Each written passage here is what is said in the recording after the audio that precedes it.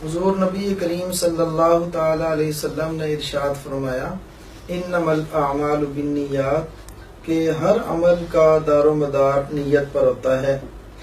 جیسی نیت کی جائے گی ویسا اجر ملے گا. مثال کے طور پر ایک آدمی 2 نفل پڑھتا ہے، نفل کے اندر جتنی نیتیں کی جائیں اتنا ہی اللہ پاک ثواب عطا فرماتے ہیں. 2 رکعت نماز نفل حاجت کے ہیں تو حاجت کے لیے ہوگا. اگر اسی کو صلاۃ و شکر کہہ لیا جائے، صلاۃ الاستغفار کر لیا جائے، جتنی نیتیں کی جائیں یا کسی کے ایصال ثواب کے لیے نیت کی جائے، کسی کے لیے مغفرت کی نیت کی جائے، تو جو نیتیں 2 رکعت نماز نفل کے اندر کی جائیں گی، جتنی نیتیں کریں گے اتنا ہی ثواب بڑھتا چلا جائے گا اور ہر نیت کے مطابق اس کا ثواب ملتا چلا جائے گا. تو اس اعتبار سے اگر دیکھا جائے تو رمضان آتا ہے. ظاہر ہے رمضان کے اندر گھر کے اندر خواتین ہوتی ہیں، خصوصاً میں اپنی ماؤں بہنوں سے گزارش کرنا چاہتا ہوں، آپ لوگ روٹی پکاتے ہیں، صبح سحری بناتی ہیں، شام افطاری کرتی ہیں.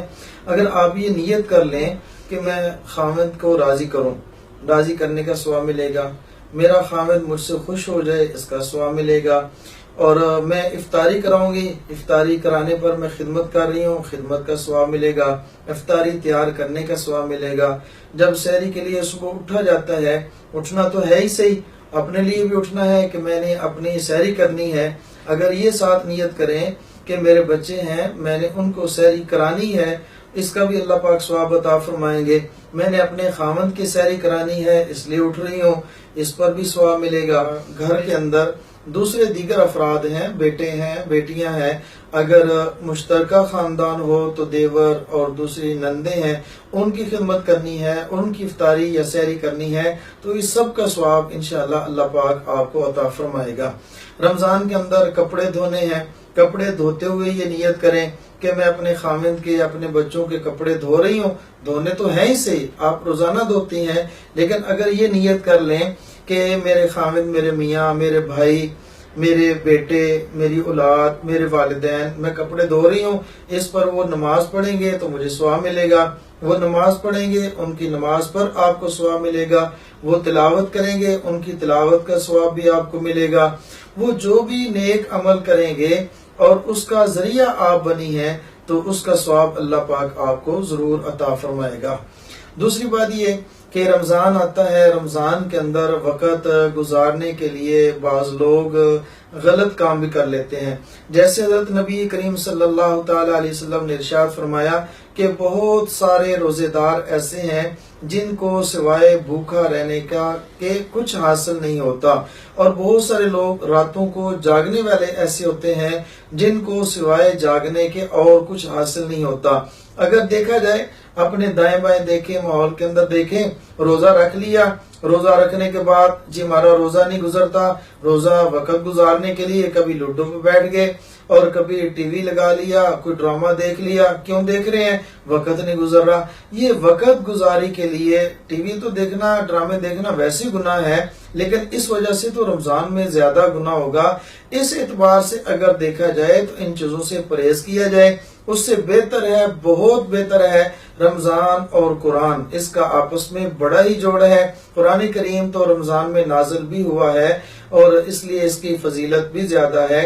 وہ رات بھی رمضان میں آتی ہے جس میں قرآن نازل ہوا، اور وہ رات پورا رمضان بھی ایسا ہے. ایک آیت کے اندر آتا ہے شہر رمضان الذی انزل فیہ القرآن، یہ پورا مہینہ ہی ایسا ہے رمضان کا جس میں اللہ رب العزت نے قرآن کریم کو نازل کیا ہے.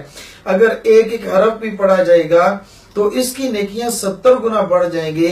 ہم کیوں اپنے وقت کو ضائع کریں؟ اس لیے میں اپنی ماؤں بہنوں سے گزارش کروں گا کہ رمضان کے اندر تلاوت کا خاص اہتمام فرمائیں، رات تراویح کے اندر خاص اہتمام فرمائیں، اپنے گھر کے اندر تراویح ضرور ادا فرمائیں، صبح تہجد کا اہتمام کریں اور قرآن کریم زیادہ سے زیادہ تلاوت کا اہتمام کریں، تسبیحات کا اہتمام کریں، اور خصوصاً صلاۃ التسبیح اس کا بہت زیادہ اہتمام کریں. حضرت نبی کریم صلی اللہ تعالی علیہ وسلم کا پاک ارشاد ہے جس کا مفہوم یہ ہے کہ چاہیے کہ کم از کم ایک بار ایک دن میں ضرور صلاۃ التسبیح پڑھیں. ہر روز نہیں پڑھی جاتی تو ہفتے میں ایک بار پڑھے، ہفتے میں کوئی ایک بار نہیں پڑھ سکتا تو اس کو چاہیے مہینے میں ایک بار پڑھ لے، مہینے میں نہیں پڑھ سکتا تو سال میں ایک بار پڑھ لے، اگر سال میں ایک بار نہیں پڑھ سکتا تو زندگی میں تو ایک بار ضرور پڑھنی چاہیے۔ تو صلاۃ و تسبیح کا بہت زیادہ اہتمام کرنا چاہیے۔ اللہ رب العزت اگر کسی کو فرصت عطا فرمائے تو یہ فرصت بھی دنیا کے اندر ایک بہت بڑی نعمت ہے۔ گھر والے بچے ہیں وہ اسکول کالج چلے جاتے ہیں، اگر بھائی ہے خامد ہے تو وہ اپنے آفس میں چلے جاتے ہیں، دفتر چلے جاتے ہیں، ملازمت میں چلے جاتے ہیں، تجارت کے لیے چلے جاتے ہیں، محنت مزدوری کے لیے چلے جاتے ہیں۔ تو گھر میں خواتین اب اکیلی ہیں اور فرصت کا وقت ہے، فرصت کی نعمت ان کو میسر ہے، تو اس کے اندر چاہیے کہ صلاۃ و تسبیح کوشش کریں رمضان میں روزانہ ایک مرتبہ پڑھ لیں، نہیں تو ہفتے میں ایک بار تو ضرور پڑھ لینی چاہیے، اور تسبیحات کا اہتمام فرمائیں، استغفار کا اہتمام فرمائیں۔ اور ایک اور میں بات خاص طور پر اپنی ماں بہنوں سے گزارش کروں گا کہ آج کل ہر خاتون ڈاکٹر کے پاس، ہر مرد ڈاکٹر کے پاس، میرا معدہ خراب ہے، میرا یہ مسئلہ ہے۔ معدے کی بنیادی وجہ رمضان کے اندر خاص کر یہ تیل کے اندر تلی ہوئی چیزیں، گرم چیزیں جیسے سموسے، پکوڑے، یہ دیگر پکوان، ان چیزوں سے پرہیز کیا جائے۔ مال بھی ضائع ہوتا ہے اور اپنی جان کا بھی نقصان ہے۔ نہ ڈاکٹروں کے پاس اپنے اوقات کو ضائع کریں، نہ اپنے مال کو ضائع کریں۔ اور نبی کریم کے بارے میں حضرت عائشہ صدیقہ رضی اللہ تعالیٰ عنہ فرماتی ہیں کہ حضرت پیارے پیغمبر صلی اللہ تعالیٰ علیہ وسلم رمضان میں باد سرسر سے زیادہ سخی ہو جایا کرتے تھے، یعنی مال میں اور صدقات میں، مالی صدقہ بہت زیادہ اللہ کے نبی صلی اللہ علیہ وسلم کیا کرتے تھے۔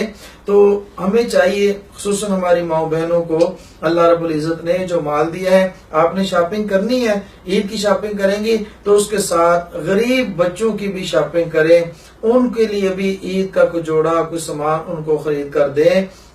اگر آپ کے قریب کوئی مدرسہ ہے، مدرسے کے چھوٹے چھوٹے معصوم بچے ہیں، کوئی یتیم بھی ہوتے ہیں، ان کو کپڑے لے کر دیں، ان کو افطاری کا سامان دیں، ان کو بھی سحری کا سامان خرید کر دیں۔ اور دوسری گزارش آپ سے یہ ہے کہ رمضان کے اندر صدقے کا بھرپور اہتمام فرمائیں، جتنا اللہ رب العزت زیادہ سے زیادہ توفیق عطا فرمائے اس کا اہتمام کریں۔ اللہ پاک ہمیں عمل کرنے کی توفیق عطا فرمائے۔